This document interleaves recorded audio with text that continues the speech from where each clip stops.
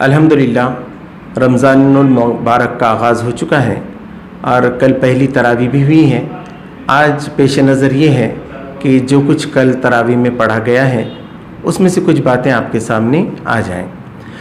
قرآن مجید شروع ہوتا ہے سورہ فاتحہ سے، اور سورہ فاتحہ ایک بہت اہم سورت ہے۔ اگر اس کو ہی سمجھ لیں لوگ کہتے ہیں تو پورے قرآن کو سمجھنے کے جیسا ہو جاتا ہے۔ اس میں سب سے پہلی بات یہ بتائی گئی ہے الحمدللہ رب العالمین، ساری تعریفیں اللہ کے لیے ہیں جو سارے جہانوں کا پالنہار ہے۔ الرحمن الرحیم، بہت ہی مہربان ہے اور رحم فرمانے والا ہے۔ مالک یوم الدین، جزا و سزا کا جو دن ہے، فیصلے کا جو دن ہے، اس کا وہ مالک ہے۔ ایاک نعبد و ایاک نستعین، ہم تیری عبادت کرتے ہیں اور تجھی سے مدد چاہتے ہیں۔ اہدنا الصراط المستقیم، ہم کو سیدھا راستہ بتا۔ صراط الذین انعمت علیہم، ان لوگوں کا راستہ جن پر تو نے انعام فرمایا۔ صراط الذین انعمت علیہم غیر المغضوب علیہم ولا الضالین، اور ان لوگوں کا نہیں جن پر تیرا غضب بھڑکا اور جو گمراہی میں پڑ گئے۔ آمین، اے اللہ ایسا ہی ہو۔ تو یہ جب پڑھتے ہیں تو اس کے اندر انسان مانگ رہا ہے کہ مجھے سیدھا راستہ چاہیے۔ اب اللہ تبارک تعالیٰ اس کے سامنے پورا قرآن رکھ رہا ہے۔ الف لام میم ذالک الکتاب سے کیا ہے؟ پورے احکام میں سیدھا راستہ کیا ہے؟ تو یہ ہے، آپ سیدھا راستہ آپ نے مانگا ہم سے تو ہم یہ بتا رہے ہیں۔ تو کیا چیز ہے اس کے اندر؟ بتایا گیا الف لام میم ذالک الکتاب لا ریب فیہ ھدی للمتقین، کہ وہ کتاب ہے کہ اس میں کوئی شک نہیں ہے، کوئی ریب نہیں، جو بات کہی گئی اللہ کی طرف سے بات کہی گئی ہے اور پوری کھلے طور پر حق بات کہی گئی ہے، اور یہ ہدایت ہے ان لوگوں کے لیے جو متقی بننا چاہتے ہیں۔ آج تک دنیا میں جتنے متقی لوگ گزرے ہیں وہ اللہ کی ہدایت ہی کے نتیجے میں متقی بنے ہیں، لیکن اس کے کچھ شرائط بتائے گئے کہ اس کے لیے ضروری ہے کہ آدمی غیب پر ایمان رکھیں، یؤمنون بالغیب وَيُقِيمُونَ الصَّلَاةَ وَمِمَّا رَزَقْنَاهُمْ يُنْفِقُونَ، اور وہ نمازوں کا قائم کرنے والا بن جائے۔ نماز سے ہدایت قرآن سے لینا چاہ رہا ہے، وہ ہدایت نماز اس کے لیے شرط ہے۔ اب معلوم ہو گیا کہ اللہ نے نماز فرض کر دی ہے تو اس کا پہلا کام ہے کہ وہ نماز کی حفاظت کرے، پانچوں وقت کی نماز پابندی کے ساتھ جماعت کے ساتھ ادا کرنے کی کوشش کرے۔ دوسرا یہ کہ جو کچھ رزق اللہ نے دیا اس میں سے خرچ کرے، یعنی پیسہ ہی نہیں، عقل دیا ہے، آنکھوں کی روشنی دی ہے، جسم کی طاقت ہے، یہ سب رزق میں شمار ہوتا ہے۔ تو یہ ساری چیزیں اب اللہ کی راہ میں لگنی چاہیے۔ پھر اس کے بعد اب اور آگے تھوڑا آپ بڑھیں گے قرآن مجید میں تو اس کے اندر یہ بتایا گیا ہے کہ اے سارے انسانوں، یا ایھا الناس اعبدوا ربکم الذی خلقکم والذین من قبلکم لعلکم تتقون، اے سارے انسانوں اپنے رب کی بندگی اختیار کرو جس نے تمہیں پیدا کیا اور تمہارے والدین کو بھی پیدا کیا، اسی سے توقع ہے کہ تم پرہیزگار بنو گے۔ پھر ساری نعمتیں یاد دلائیں کہ دیکھو ہم نے زمین کو تمہارے لیے فرش بنا دیا، آسمان کو چھت بنایا، پانی اتارا جس کے ذریعے سے تمہارے لیے رزق جو مہیا کیا۔ تو پھر اللہ کے سوا تم کسی اور کو، دوسرے کو اس کے ساتھ شریک مت کرو، اندازہ کسی اور کو اس کے ساتھ جو ہے تم شریک مت کرو۔ اس کے بعد اگلا رکوع اگر آپ دیکھیں گے، چوتھا رکوع، تو اس کے اندر یہ بات بہت اہم ہے جو ہم سب لوگوں کے لیے، وہ ہے وَإِذْ قَالَ رَبُّكَ لِلْمَلَائِكَةِ إِنِّي جَاعِلٌ فِي الْأَرْضِ خَلِيفَةً، اللہ نے کہا کہ یاد کرو وقت جب اللہ تبارک تعالیٰ نے فرشتوں سے کہا کہ میں زمین میں اپنا خلیفہ بنانے والا ہوں۔ تو خلیفہ کیا ہے؟ دیکھیں انسان بندگی میں کیا ہوتا ہے، کبھی اپنے آپ کو بہت کم تر سمجھتا ہے، تو سورج کی بھی عبادت کرتا ہے، کیڑے سے بھی ڈرتا ہے، بھوت سے بھی ڈرتا ہے، ہر ایک سے ڈرتا ہے اور اپنے آپ کو کمزور سمجھتا ہے، ہر ایک کی پوجا کرتا ہے۔ یا کبھی کبھی کیا ہوتا ہے، اسے اتنا غرہ ہو جاتا ہے علم کا کہ وہ کہتا ہے کہ اللہ تو کوئی چیز ہے ہی نہیں، اللہ ہے ہی نہیں دنیا میں، ہم ہی ہیں دنیا میں چھائے ہوئے۔ جیسا ابھی بھی آپ کے امریکہ کے راشٹرپتی نے کہا تھا ہمارا ڈیفنس جو ہے، ڈیفنس سسٹم ہمارا دنیا کا مضبوط ترین ہے۔ اب معلوم ہوا 50,000 لوگوں کا انتقال ہو گیا، اب کس سے لڑیں گے؟ اب تو اللہ کے مقابلے میں کوئی بھی بڑا نہیں ہے۔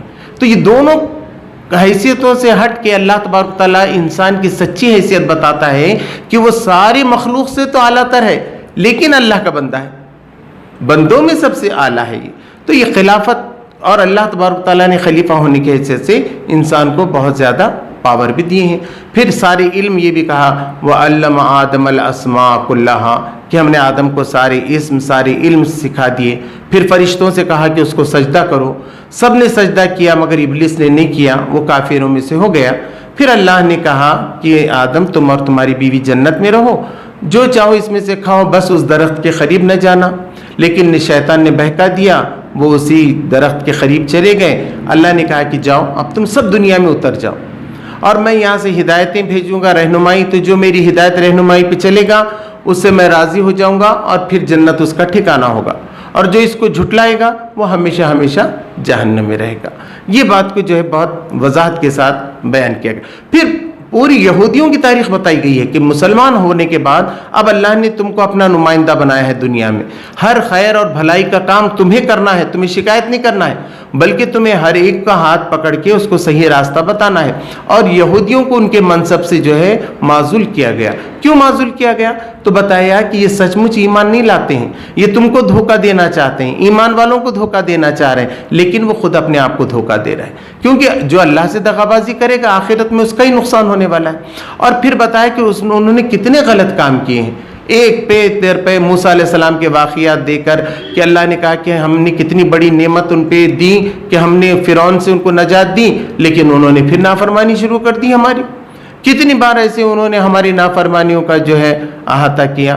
تو اس طریقے سے یہ بات بھی ہمارے سامنے بہت کھل کر آتی ہے۔ اور بنی اسرائیل کے بارے میں بتایا گیا کہ سب تم جانتے ہو، یا بنی اسرائیل اذکروا نعمتی التی انعمت علیکم اوفوا بعہدی اوفی بعہدی، تم میرا عہد پورا کرو تو میں تمہارا عہد پورا کروں گا، تم نماز قائم کرو، میرا ذکر کرو، تو دنیا آخرت دونوں جگہ میں کامیابی تم کو جو ہے عطا کروں۔ پھر 5ویں رکوع میں بنی اسرائیل کو مخاطب کر کے کہا گیا ہے، یا بنی اسرائیل اذکروا نعمتی التی انعمت علیکم اوفوا بعہدی اوفی بعہدکم وایای فارہبون۔ اے بنی اسرائیل، تم کو میں نے کتنی یاد کرو میری ان نعمتوں کو جو میں نے تم پہ کی ہیں، اور تم اپنے عہد کو پورا کرو تو میں تمہارے ساتھ اپنے عہد کو پورا کرتا ہوں۔ اور یہ کیا بات ہے کہ سب چیز تم کو معلوم ہونے کے بعد تم ہی اس قرآن کا انکار کر رہے ہو، جبکہ تم کو سب سے زیادہ اس کا اقرار کرنا چاہیے تھا۔ تو تم اب نماز قائم کرو اور زکوٰۃ دو، اور رکوع کرنے والوں کے ساتھ رکوع بھی کرو، اور اللہ سے مدد جو ہے تم کو طلب کرنا چاہیے اگر تم کو سیدھا راستہ چاہیے۔ اور یہ راستہ وہی لوگ اختیار کریں گے جو اس بات پہ یقین رکھتے ہیں کہ انہیں اللہ کے پاس لوٹنا ہے۔ پھر اگلے رکوع میں 6 رکوع میں بھی یہی کہا گیا، یا بنی اسرائیل اذکروا نعمتی التی انعمت علیکم انی فضلتکم علی العالمین، کہ میں نے سارے جہاں والوں پہ تم کو فضیلت دی، بہت بڑا مقام دیا، پورا فلسطین کا علاقہ دے دیا، فرعون سے چھڑایا، اور پھر توریت دی تم کو، ساری تختیوں پہ لکھ کے سارے احکام تم کو دیے۔ اور اللہ تبارک تعالیٰ کہتا بھی ہے کہ ہم نے یہ جو کچھ دیا تھا ان کے اندر کچھ خوبیاں تھیں بنی اسرائیل میں، جس کے نتیجے میں اللہ تبارک تعالیٰ نے ان کو چن لیا تھا اس صفات کی بنیاد پہ۔ تو یہ تمہاری صفات تھی، لیکن آج تمہارا معاملہ جو ہے پوری طریقے سے بگڑ گیا ہے، اور تم جو ہے بہانے کرتے ہو، جھوٹ کا ساتھ دیتے ہو، تو یہ تمہیں جو ہے نہیں کرنا چاہیے۔ اس کے بعد اور آگے جائیں گے آپ 14ویں رکوع میں، تو وہاں بھی یہ آیت ملتی ہے، سیم آیت ملتی ہے تھوڑے سے تبدیلی کے ساتھ۔ اور اس کے بعد ابراہیم علیہ السلام کے بارے میں بتایا جاتا ہے، وَإِذِ ابْتَلَىٰ إِبْرَاهِيمَ رَبُّهُ بِكَلِمَاتٍ فَأَتَمَّهُنَّ قَالَ إِنِّي جَاعِلُكَ لِلنَّاسِ إِمَامًا قَالَ وَمِن ذُرِّيَّتِي قَالَ لَا يَنَالُ عَهْدِي الظَّالِمِينَ، کہ ہم نے ابراہیم علیہ السلام کو چند باتوں میں آزمایا تو وہ اس میں پورے اترے، تو ہم نے کہا کہ ہم تمہیں پوری دنیا کا امام بنانے والے ہیں۔ تو انہوں نے کہا کیا میرے ماننے والوں اور میری ذریت کے لیے بھی یہ وعدہ ہے؟ کہا گیا کہ نہیں، ظالموں کے لیے یہ وعدہ نہیں ہے۔ اور اس کے بعد بتایا گیا کہ ہم نے اس مکہ کو جو ہے ایک سارے انسانوں کے لیے عبادت کا ٹھکانہ بنایا، اور ابراہیم علیہ السلام اسماعیل علیہ السلام سے یہ کہا کہ میرے اس گھر کو پاک رکھو طواف کرنے والوں کے لیے، اور اعتکاف کرنے والوں کے لیے، رکوع کرنے والوں کے لیے، سجدہ کرنے والوں کے لیے۔ اور مسلمانوں سے کہا گیا کہ ابراہیم علیہ السلام کا جو مصلی ہے اس کو جو ہے نماز کی جگہ ہے، وہاں تم ضرور اس لیے طواف کے بعد 2 رکعت نفل نماز جو ہے وہاں پر ہم ادا بھی کرتے ہیں۔ تو ابراہیم علیہ السلام کی زندگی کو پیش کیا گیا، ان کی قربانیوں کو پیش کیا گیا۔ ابراہیم علیہ السلام کی زندگی اللہ کے راہ میں قربانیاں دینے والی ہے، ایک اعلیٰ ترین نمونہ ہے۔ آدمی اگر ابراہیم علیہ السلام کی زندگی کو دیکھے تو آدمی کو معلوم ہو کہ عبادت کا کیا مقصد ہے، قرآن اتارنے کا کیا مقصد ہے۔ بندہ بالکل اللہ سے جو ہے جڑ جاتا ہے، اس سے ہوتا ہے۔ تو قرآن کا اصل مقصد ہی تزکیہ نفس ہے، اور رمضان اسی لیے آئے ہیں کہ ہمارا تزکیہ ہو۔ تزکیہ کیا ہے؟ تزکیہ معنی ہے نشو و نما دینا، بڑھانا، اپنی روح کو बुलंदी देना, अपनी जो है अच्छे काम को आगे बढ़ाना और अपनी इखलास को बढ़ाना। अगर आपके पास इखलास है तो नेक अमाल अल्लाह की तरफ उसको उठाकर लेकर जाएंगे। लेकिन हम अच्छे अमाल कर रहे हैं लेकिन इखलास नहीं है तो क्या होगा, हमारे अमाल तो चले जाएंगे लेकिन बर्तन खाली, अंदर कुछ है ही नहीं।